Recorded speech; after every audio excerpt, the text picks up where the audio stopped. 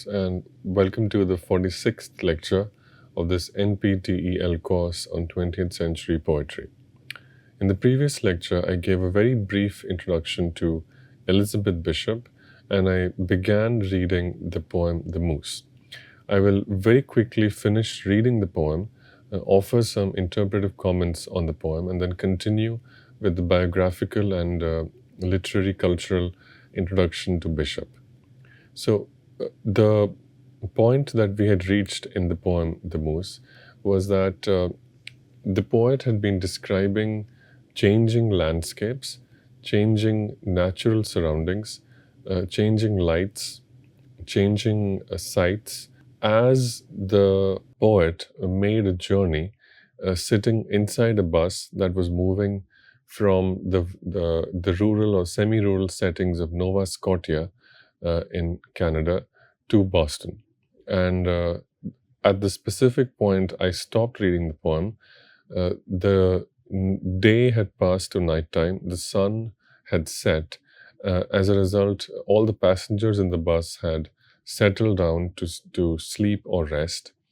It was quiet and dark, and the poet describes it as a hallucinatory space in which people were given the freedom to dream, to think, to imagine, and to remember.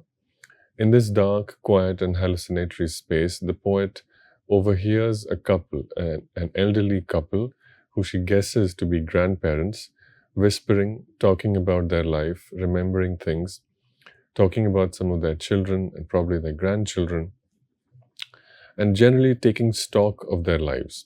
This is where I had stopped reading. The speaker of Bishop's poem, remembering an elderly couple, themselves remembering their life. And this is how the poem continues. He took to drink, yes. She went to the bad. When Amos began to pray, even in the store, and finally the family had to put him away. So they are discussing the fate of several of their children. Someone who began drinking, someone who developed some kind of intellectual disability and had to be sent to an asylum, and so on. And these are snatches of events, stories that the poet is overhearing. The poet is describing these things as a way of describing what exactly it felt to be on that bus that night. Yes, that peculiar affirmative. Yes, a sharp indrawn breath, half groan, half acceptance that means life's like that. We know it, also death. So in the tone of their voices, the poet hears a mortality, a reckoning with mortality, a sense that life is short or long, but ultimately death comes for everyone. And because it is an elderly couple and they have seen a lot of their children go through pain, suffering, and even death, they have a remarkably stoic attitude towards death. Talking the way they talked in the old feather bed, peacefully on and on, dim lamplight in the hall, down in the kitchen, the dog tucked in her shawl. Now, it's all right now, even to fall asleep, just as on all those nights. Suddenly, the bus driver stops with a jolt, turns off his lights. So, a sudden change occurs, a radical shock, something that interrupts the easy, predictable, stable, and secure flow of time. The bus is moving, it's a dark night, the highway is open, passengers are sleeping or some are snoring, some are resting, some are nodding. One couple is whispering.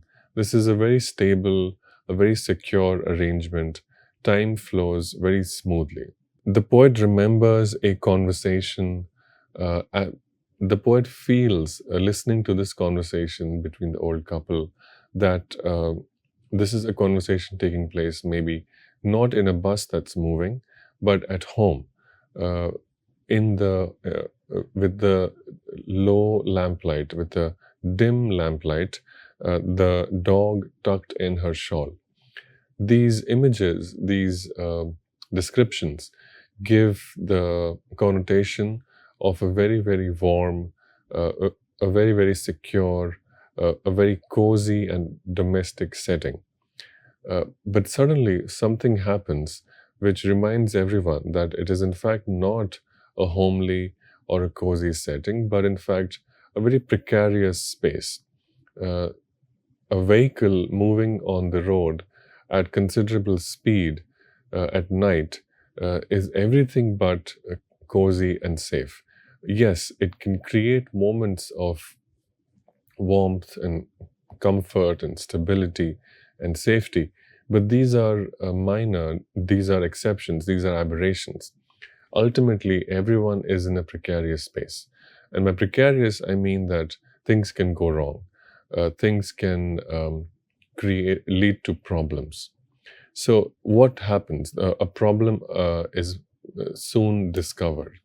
The bus comes to a sudden stop, and the poet notes that the driver stops with a jolt and turns off his lights. And the poet looks ahead to find out what exactly might have caused the driver to take such a sudden, drastic a step and to jolt everyone out of the comfort in which they had settled in, whether willingly or unwillingly. A moose has come out of the impenetrable wood and stands there, looms rather, in the middle of the road. It approaches, it sniffs at the bus's hot hood. A moose is a creature of the antelope or deer family, and these things are very common. Uh, People who drive frequently along the Canadian border or along the American coasts or nearby any of the North American forests, right? They have to always be careful of animals like deers or antelopes or mooses, uh, animals who find themselves accidentally in the middle of the road and who are often uh, shocked and frozen into place by headlights. So the headlights of vehicles are very bright and unnatural.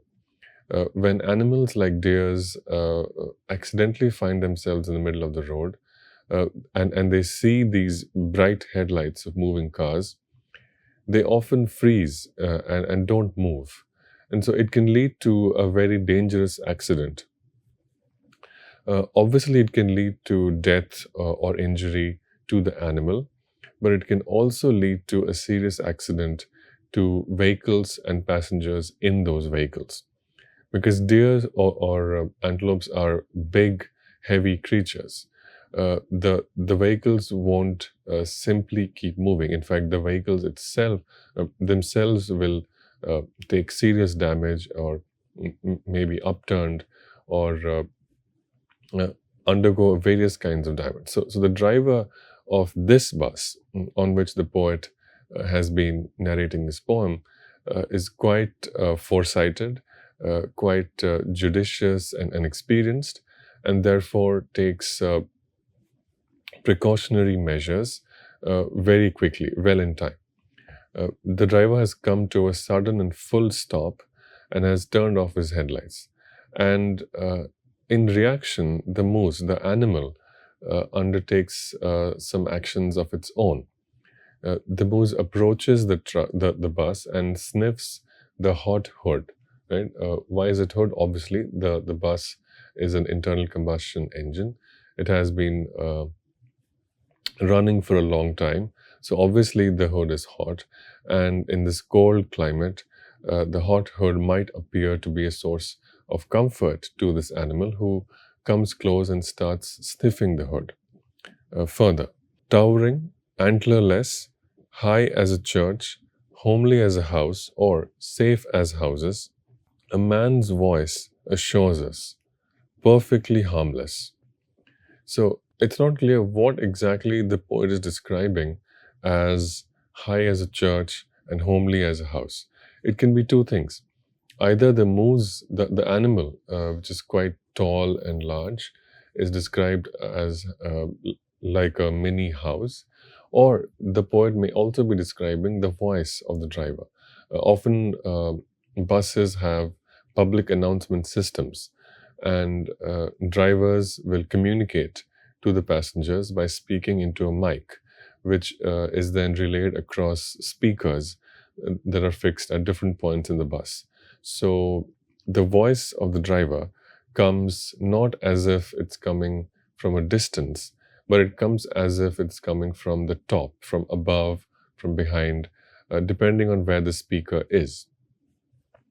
So the driver's voice comes as if an organ or a preacher inside a church. It echoes because the voice is coming from speakers fixed on the ceiling or the roof of the bus. It's as if the poet is in church. In church, there are high ceilings, and the voice of the choir or the organ echoes because it fills the space above one's head. So this is what the driver says, perfectly harmless. Some of the passengers exclaim in whispers, childishly softly, "Sure are big creatures. It's awful plain. Look, it's a she." So people are gossiping, people are sharing information, people are curious. Further, taking her time, she looks the bus over, grand, otherworldly.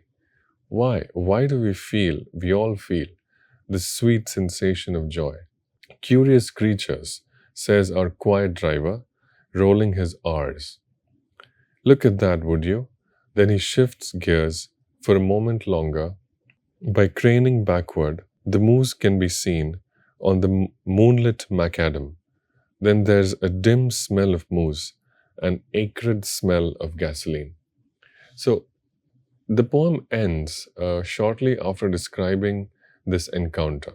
The poet describes how the driver says curious creatures, and just a very, very brief moment of curiosity after this creature has left has seen and left the bus. And after this, the poet is left with a strong sense of what has been.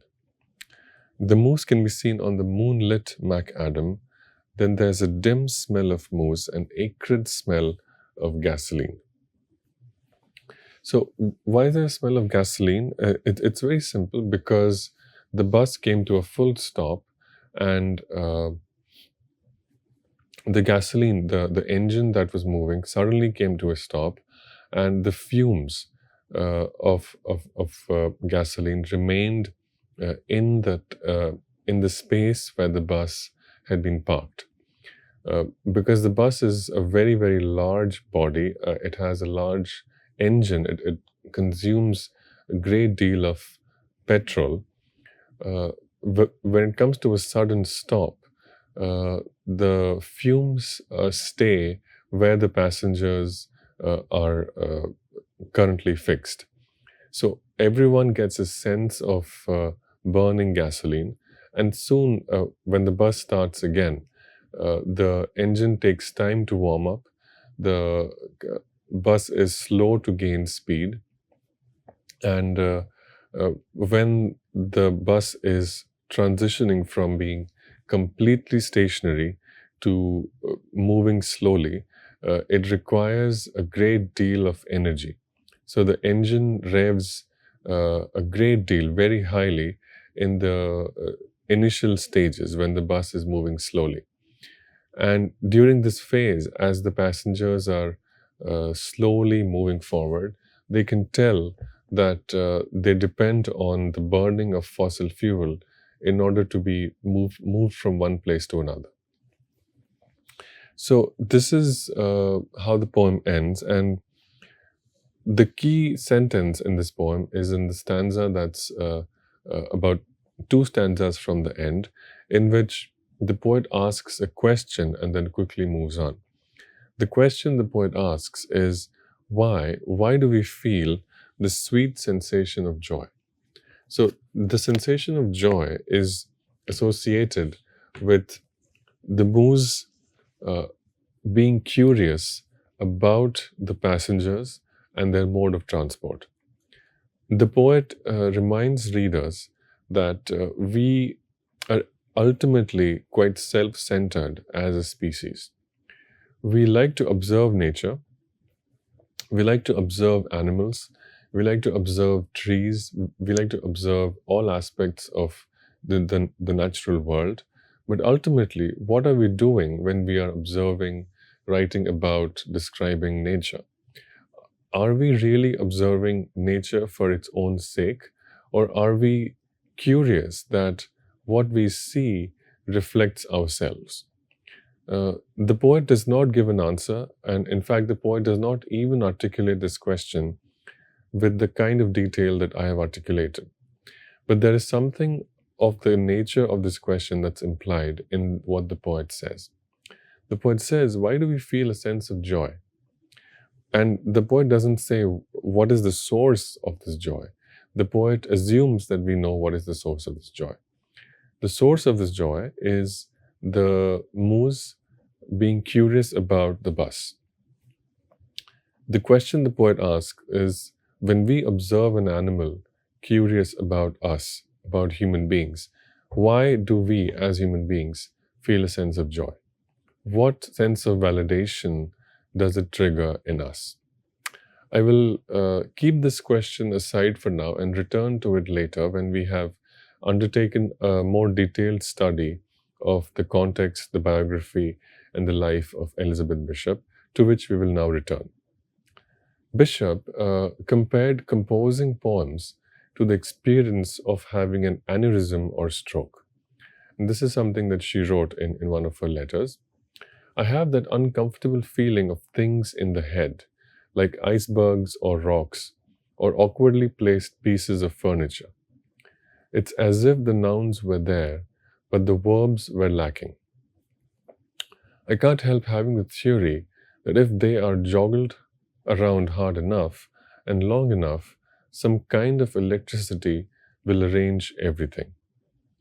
So this is Bishop writing about how thoughts, feelings, experiences, and memories find their way into poetry.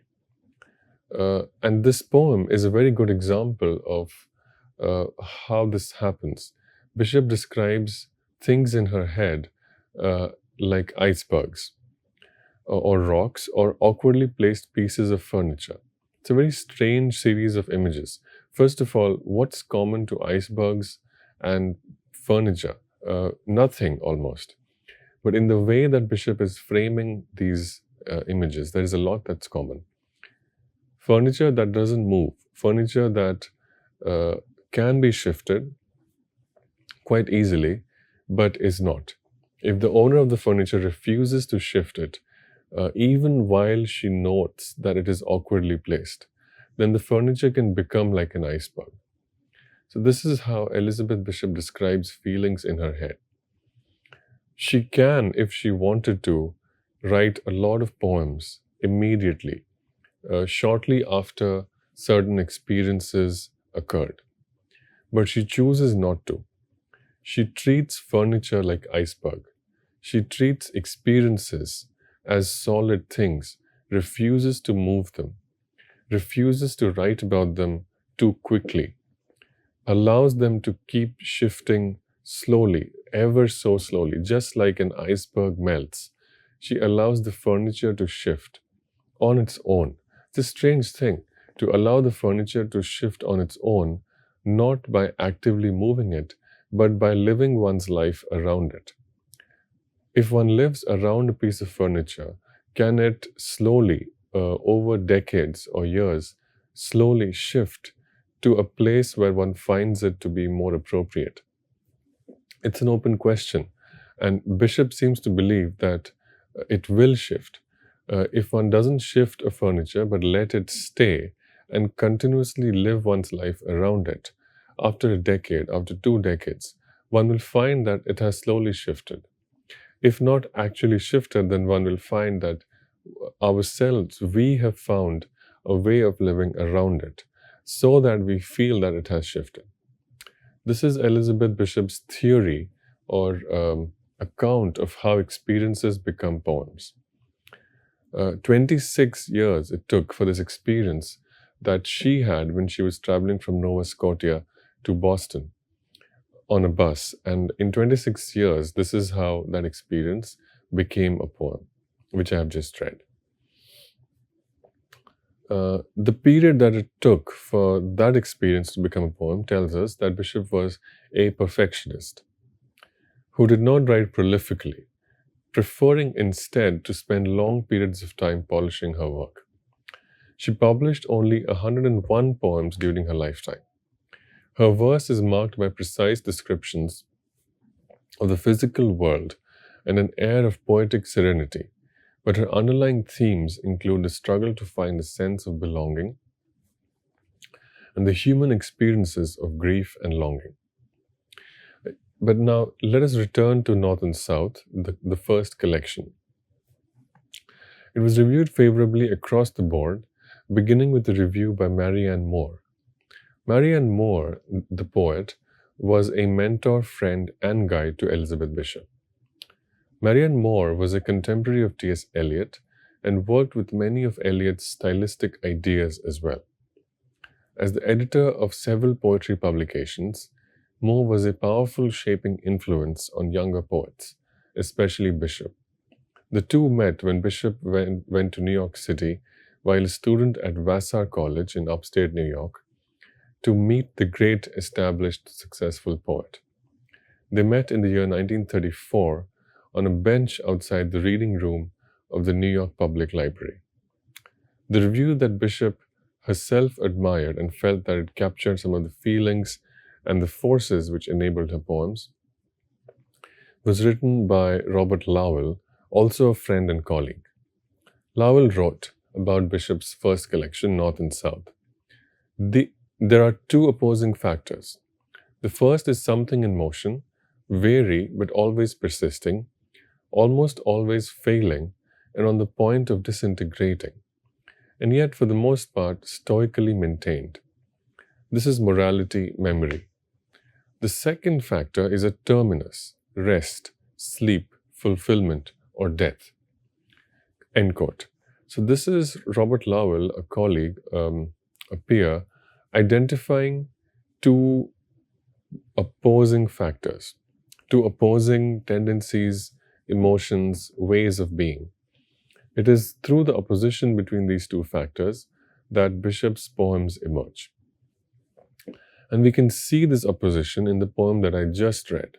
This is an important poem, The Moose, because it was written when Bishop was in the early part of her career, having published one volume of poems, but which she published in her final collection. So this poem is about both of these factors. It's about motion, and it's also about rest, sleep, fulfillment, and death. The poet is in a bus that is moving. At the time that the bus comes to a sudden stop, passengers are sleeping, and the poet is actively overhearing a conversation which features mortality and death. Now, in Bishop's opinion, there were only two kinds of poetry. One at motion, and that which is in action, and that which is at rest. She associated a poetry of action with writers like Donne, Herbert, and Hopkins, celebrating their ability to portray not a thought, but a mind thinking. And we can see that this quest, this aim to describe in poetry, not a thought, but a mind thinking, is featured prominently in The Moose. What really is the heart of this poem, The Moose? It is that question that the poet is building up towards. The question which is, why do we feel a sense of joy when a different species, someone outside us, someone different from us, displays a curiosity about us? Are we so selfish? Are we so self-centered? This is the evidence of a mind thinking. This is what the poet wants to convey. Not so much the landscape of Canada, the US-Canada border, rural Nova Scotia, people, sunset, river, sea, animal. No, these are important, yes, but ultimately the poem is about a curious thinking, intellectually very sharp, intellectually multidimensional mind. That is what the poem is after, to describe what a mind does when it thinks. Bishop clearly wanted to follow in this tradition, that is, of Donne, Herbert, etc. Her poetry is more in motion than at rest, as Lowell perceived. The closest that Bishop came to defining her aesthetic was in a notebook entry from the mid-1930s, in which she explores the relationship between imagination and reality. And this is an important quote which will guide our thinking of Bishop's poetry. Bishop writes, "If I stretch my thought to Egypt, to Africa, downtown, it is in my thought that I see them, and they are not at the time reality for me. If I go to these places, it is a different matter. Reality, then, is something like a huge circus tent, folding, adjustable, which we carry around with us and set up wherever we are. It possesses the magical property of being able to take on characteristics of whatever place we are in. In fact, it can become identical with it." So a very important quote, a very important idea here. On one hand, there is a great deal of respect for people and places as they exist in their own world. The poet is very conscious that when the poet is thinking about Egypt and Africa, they are not Egypt and Africa. In fact, they are figments of the poet's imagination. It is a different matter if the poet were to actually travel to these places.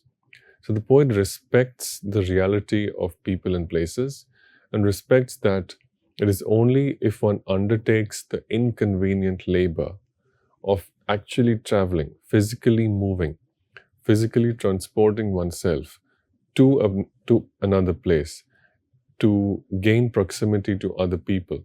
Only then the reality of those people and places can be accessible to the poet, not by thinking. Armchair imagination is dismissed, is disrespectful and insulting. But the poet needs the imagination. The poet is an armchair theorist. So how to negotiate or how to balance these contradictory views? Bishop's answer is to redefine reality as a circus tent which is folding and adjustable, and which the poet carries with them. So a real circus tent is not foldable and adjustable. A real circus tent is put together through the labor of many people, working class people, which people like the poet can visit and see for their own enjoyment. But the poet defines reality as a portable circus tent. So two ideas come through. The first is a respect for places, a respect for geographical space. We live in space. We must respect it. Traveling costs labor, time, and money. We must travel in order to improve, to learn, to challenge ourselves. On the other hand, it is also extremely important to know that these things are primarily a consequence of the poet's mind. What are these things? The ability to travel, the reality that we claim to have accessed when we move to a place. On one hand, respecting space. On the other hand, respecting the imagination of the poet, which gives identity, which gives reality to the space that the poet has traveled to. Space becomes a place through the poet's imagination. This is the closest we can get to Elizabeth Bishop's theory of composition, to ideas of aesthetics which govern the poet's approach to reality and the way she writes about that reality in her poems. We will continue our discussion of Elizabeth Bishop's work and arrive at an understanding of why travel is important to the poet in the next lectures. Thank you.